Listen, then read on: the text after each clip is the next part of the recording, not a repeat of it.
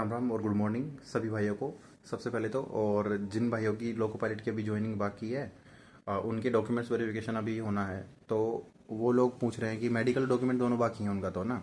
तो documents verification में अगर तुमको कोई दिक्कत आ रही है, देखो हम तो इन चीज़ों से निकल चुके हैं और बढ़िया ट्रेनिंग कर रहे हैं, तो सारी चीज़ें पता भी है हमको तो कि कैसे कैसे कौन कौन से डॉक्यूमेंट्स में वो लोग अटका सकते हैं और कौन कौन से डॉक्यूमेंट जो नहीं भी हो तो मैनेजेबल होता है, फिर कोई छोटी मोटी दिक्कत हो तो चल जाता है काम। ठीक है, तो मैं तुमको दो तीन चीज़ें बताता हूँ। आज का वीडियो मेरा इसलिए बनाया मैंने कि फॉर्म अप्लाई किया सपोज कि आपने, और उस टाइम पे आपकी जो मार्कशीट है, मान लो 10th की मार्कशीट लगाई आपने, ITI लगाई, बीटेक लगाई, डिप्लोमा जो भी लगाया, उसकी पासिंग डेट ना गलती से गलत भर दिया आपने, या फिर नेट वाले से भरवाया आपने फॉर्म और उसने गलत भर दिया, तो उसका क्या क्या सोल्यूशन है? तो उसके दो सोल्यूशन है, देखो मैं आपको बताऊँ। या तो एक एफिडेविट बनवा लो, ठीक है, कोर्ट से, नोटरी वाले से, कि मैंने जब अप्लाई किया था तो बाई मिस्टेक मेरे से ये अप्लाई हो गया, गलती से गलत मेरी डेट डल गई, लेकिन मेरी रियल पासिंग डेट वही है जो मार्कशीट में है। इसके लिए 50 रुपये का एक नोटरी से जाना, कोर्ट के बाहर वकील बैठते हैं, वो एक बना देंगे और आपका समाधान हो जाएगा। अगर आप नहीं बना पाए, आपके पास टाइम नहीं है और वो चीज़ें निकल चुकी हैं, तो वहाँ पे इतना बड़ा इशू नहीं आएगा। उनको सॉरी बोल देना कि सर मैं मेरी पासिंग डेट ये है, लेकिन फॉर्म भरते टाइम गलती से बाई मिस्टेक ये भर दी, लेकिन अब तो क्या हो सकता है, मेरे पास रियल मेरी यही है जो इसमें है। ठीक है, तो वो मैनेजेबल होता है, उसमें वो लोग इतना इशू नहीं करते। बोल देते हैं कि वैसे तो हम रख लेंगे इन डॉक्यूमेंट्स को, लेकिन आगे कोई दिक्कत आएगी तो आपको इन्फॉर्म कर देंगे, देन आप जाके इसको या तो ठीक करवाना, अगर आपकी मार्कशीट में इशू है, और अगर नहीं तो है फिर आपको एक एफिडेविट देना पड़ेगा कोर्ट से बनवा के। ठीक है, वो आप अभी ले जाना। ठीक है, ऐसे तो मैनेजेबल होता है, लेकिन फिर भी आप ले जाना ताकि आप बिल्कुल टेंशन फ्री रहो। अब बात करते हैं कुछ भाइयों की फादर्स नेम में बहुत दिक्कत है। ठीक है, जैसे आधार कार्ड में अलग नाम है और पैन कार्ड में अलग नाम है, या फिर कुछ भी इस तरीके से डॉक्यूमेंट्स में जो अलग अलग नाम होते हैं ना, उनका क्या है कि देखो वो एडिट नहीं हो सकते अब बहुत जल्दी, उनको टाइम लगता है, सरकारी काम है, आप अप्लाई करोगे तो उनमें टाइम लगता है। तो जितने भी एरर्स आपसे हुए हैं फॉर्म भरते टाइम, या आपका एड्रेस वेड्रेस कुछ भी दिक्कत आ रही है आपको, सबका सॉल्यूशन एक ही है, एफिडेविट। आप कम से कम 50 रुपये का नोटेरी से एक एफिडेविट बनवाओ, नॉन जुडिशल जो वो बनता है, वहाँ से आप उसको बनवा लो। मैं इस वीडियो के उसमें अटैच भी कर दूंगा वीडियो में कि ये कैसा होता है और इसमें क्या क्या मैटर आपको लिखना होता है। जैसे कि आपका फादर्स नेम है रमेश कुमार सिंह, लेकिन आपके 10th की मार्कशीट में केवल रमेश कुमार है, समझ रहे हो, आपके आधार कार्ड में कुछ और नाम है।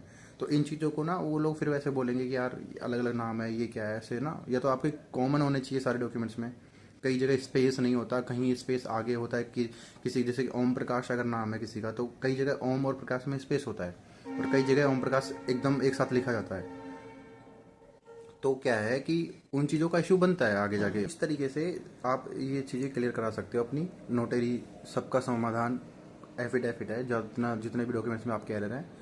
फादर्स नेम में दिक्कत ये है ना, जैसे कि किसी का नाम मैंने आपको बता दिया कि जैसे ओम प्रकाश स्पेस वाला मसला है आपके में ना, स्पेस किसी में आगे होता है, किसी में होता ही नहीं है नाम में। जैसे आधार कार्ड में आपका नाम मान लो कि राम कुमार है, ठीक है, लेकिन आपकी किसी मार्कशीट में वो नाम एकदम एक साथ लिखा हुआ है बिना स्पेस के, तो उसका सॉल्यूशन यही है कि आप एफिडेविट बनवा लो पहले ही, और उसमें ये लिखवा दो, वो लिख देगा जो भी वकील वगैरह होगा, उनसे बोल दो कि ये मेरा डॉक्यूमेंट्स है, इसके लिए मुझे एक एफिडेविट बनवाना है। और जैसे उसमें लैंग्वेज भी ये लिखी जाएगी ना, जैसे मेरा नाम है रवि कुमार, तो जैसे कि मैं रवि कुमार, जो कि रियल नेम ये है, लेकिन बाई मिस्टेक या फिर गलती से इस डॉक्यूमेंट्स में ये लिखा हुआ है, तो जो कि दोनों का मतलब सेम ही है, और आगे मैं इसको ठीक करवा लूँगा, इस तरीके से वो लैंग्वेज लिख देगा। वो उनका दिन रात का काम है वकीलों का, तो आपको उस चीज़ की टेंशन लेने की आवश्यकता नहीं है। ठीक है, अब बात करते हैं कि कई भाई लोग बोल रहे थे कि एड्रेस का इशू हो रहा है। ठीक है, कि मैं रहता वहाँ हूँ, मेरा करंट एड्रेस ये है, लेकिन मेरा परमानेंट एड्रेस हुआ है, कहीं पर रेंट पर लेके रह रहे हो, कहीं पे मतलब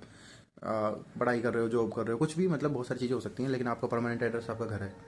तो देखो मैं भी बाहर रह के पढ़ाई कर रहा हूँ, ठीक है, और मेरा घर अलग है। मैंने क्या किया है, फिर भी मैंने करंट एड्रेस और जो भी अपना परमानेंट एड्रेस है, दोनों मैंने सेम डाले हैं, क्योंकि बाद में पोस्ट वगैरह आती है तो करंट एड्रेस तो हमारा चेंज होता रहता है। तो मैंने परमानेंट एड्रेस को ही करंट एड्रेस डाल दिया। जैसे आपके फादर जहाँ रहते होंगे, जहाँ आपका गाँव घर होगा, फैमिली जहाँ रहती होगी, वहीं आप उसको भी उसी को करंट एड्रेस डाल दो, आप मेरी मानो तो आपके लिए बेस्ट रहेगा। परमानेंट एड्रेस और करंट एड्रेस सेम रहता है, तो कल को आपको पुलिस वेरिफिकेशन करने में भी टाइम नहीं लगेगा उनको। ठीक है, वो आपसे बातचीत करके सब कुछ बहुत जल्दी हो जाता है प्रोसेस। ठीक है, वैसे अलग अलग लिखना चाहते हो तो अलग अलग, तो उससे कोई बड़ा मसला भी नहीं है इसमें। ठीक है, इतना बड़ा और क्या है ऐसी चीज़, और क्या है भाई आप लोग बाकी, जैसे किसी का, हाँ एक चीज़ और याद आई, जैसे कि कमेंट में ही बहुत सारे ऐसे भाई लोग आए थे, वो ऐसे कह रहे थे कि भाई मैंने जब फॉर्म अप्लाई किया था ना तो मेरे कास्ट सर्टिफिकेट अलग था, और अभी मैंने नया बनवा लिया है क्योंकि 2024 या 25 की भर्ती है ये वाली, जैसे है ना। तो मैंने जब बनवाया था 24 का बनवा लिया था, और उसको अप्लाई करते टाइम तो अप्लाई कर दिया, लेकिन अभी वो तो एक्सपायर हो गया, तो अब मैं क्या करूँ? या फिर अब मैं क्या, और पुराना चल जाएगा या फिर नया चल जाएगा? देखो ST SC वालों का तो पुराना भी चल जाता है, ठीक है। बहुत ज़्यादा पुराना नहीं होना चाहिए, मतलब 2018 के बाद का हो चलेगा, ठीक है, कोई इशू नहीं उसमें। लेकिन जैसे OBC वालों का है, EWS वालों का, इनका रिन्यू होता रहता है। तो आपने अगर अप्लाई करते टाइम कोई सबमिट किया था ऐसा सर्टिफिकेट, और अब वो एक्सपायर हो गया और आप नया अप्लाई कर दिए, वो नहीं बनाया, फिर वो बन भी गया, तो अब कौन सा लगा है DV के टाइम पे ना? तो मेरे हिसाब से आपको DV के टाइम पे नया वाला लगा देना चाहिए, ठीक है। और क्योंकि आपका नया बन गया है तो ऑब्वियस सी बात है, आप नया लगाओगे। लेकिन आप साथ में पुराने को भी लेके जाना, समझ रहे हो? आप साथ में पुराने को भी लेके जाना, क्योंकि वो आपसे बोलेगा कि ये तो एक्सपायर हो गया, तो अब इसका क्या सोल्यूशन है। और जब आप नया लेके जाओ तो उसका सर्टिफिकेट नंबर बदलेगा, ऑब्वियस सी बात है, ठीक है। और बहुत सारे मतलब ऐसा हो सकता है कि पहले आपकी तहसील अलग हो, अभी तहसील चेंज हो चुकी हो, मान लो आपकी उपखंड आपके पहले कोई दूसरा लगता हो, अब चेंज हो गया हो। मूल निवास प्रमाण पत्र की बात कर रहा हूँ अब मैं ना। और कास्ट सर्टिफिकेट में आपको मैंने बता दिया, रिन्यूअल अगर लफड़ा है तो दोनों लेके जाना। और साथ में जब दोनों लेके जाओ तो एक एफिडेविट बनवाना। और मैं जो एफिडेविट बनवाने के लिए बोल रहा हूँ, जैसे मान लो कि आपके 4-5 डॉक्यूमेंट्स में एरर आ रखा है, ठीक है। आपकी पासिंग डेट में भी इशू है, आपके आधार कार्ड के नाम में भी दिक्कत है, आपके जाति प्रमाण पत्र में भी दिक्कत है, आपके मूल निवास में भी दिक्कत है, ठीक है, आपकी और बहुत सारी दिक्कतें हैं। तो हर डॉक्यूमेंट्स के लिए अलग अलग एफिडेविट मत बनवाना है, एक एफिडेविट लेना 50 रुपये का। उसमें ही ये मैं सारा मैटर टाइप करवा देना। नंबर 1 डाल देना कि मेरे आधार कार्ड में ये दिक्कत है, नंबर 2 डाल देना कि मेरी पासिंग डेट में ये दिक्कत है, नंबर 3 डाल देना मेरी कास्ट सर्टिफिकेट में ये दिक्कत है। इस तरीके से सब डॉक्यूमेंट्स के लिए अलग अलग मत बनवाना, ठीक है। एक बनवाने ना 150 रुपये में आपका काम हो जाएगा, और आपकी जो टेंशन है ना ज्वाइनिंग से रिलेटेड, की अटकेगी नहीं अटकेगी, सारी टेंशन खत्म हो जाएगी। दूसरी बात कि ये कि ऐसा कोई ज्वाइनिंग आपकी फंसेगी नहीं कहीं पे भी। आपको ऐसा लग रहा है ना किसी डॉक्यूमेंट्स में छोटी मोटी दिक्कत आई तो ज्वाइनिंग फंस जाएगी, ऐसा नहीं होता है।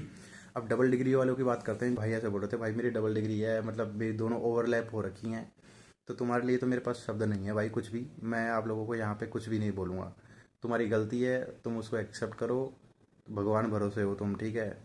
अगर आपने अप्लाई करते टाइम दोनों डिग्रियाँ लगा दी तो आप फंसोगे, और आपने नहीं लगाई तो आप बच भी सकते हो। लेकिन इसमें मैं आपको सलाह नहीं दूंगा कुछ भी, क्योंकि यार आपने गलती करी, आपको मतलब आप शॉर्टकट अपनाना चाह रहे थे कि आपने एक साथ 12वीं भी कर ली, ITI भी कर ली, या फिर कुछ भी और डिग्री कर ली आपने, तो आप फंसोगे भाई। मैंने मेरी मतलब मैं खुद बता रहा हूँ, मैंने मेरी B.Ed छोड़ी है, ठीक है। तो वो चीज़ तो आपको छोड़नी पड़ेगी। तो डबल हम्म चलेंगे, साथ में चल चलूँगा तेरे साथ। तो डबल डिग्री वालों भाई, तुमसे तो हाथ जोड़ के रिक्वेस्ट है कि मैं तुमको ज्ञान नहीं दूंगा इस पे कहीं पे भी। तुम्हारे हिसाब से देख लो। बस इतना है, तुम्हारी किस्मत अच्छी रही, तुमने एक साथ दोनों डिग्री अप्लाई नहीं करी है, फॉर्म भरते टाइम तो आप बच जाओगे, नहीं तो आप पहले जाओगे। तो ये चीज़ है, इसका ध्यान रखना। इसके अलावा जिनके डॉक्यूमेंट्स में दिक्कत है मैंने बता दिया, एफिडेविट बनवाना, सारा काम हो जाएगा, आपको कहीं भी नहीं फंसोगे। और कोई ऐसा सवाल हो, कोई बातचीत कुछ भी निकल के आती है तो अपन बात करेंगे कमेंट में, तुम बताना मुझे।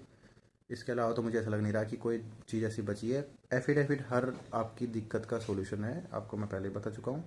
डबल डिग्री का मेरे पास कोई सॉल्यूशन नहीं है। अगर आपने फॉर्म भरते टाइम एक ही डिग्री लगाई, जैसे आपने मान लो कि 12वीं और ITI एक साथ करी है, और आपने केवल 12वीं की तो डिग्री मांगेंगे वो तुमसे, खैर हालांकि घर, ठीक है, लेकिन तुम उनको ये बोल दो मैंने 12वीं करी ही नहीं है, तो आप बच सकते हो।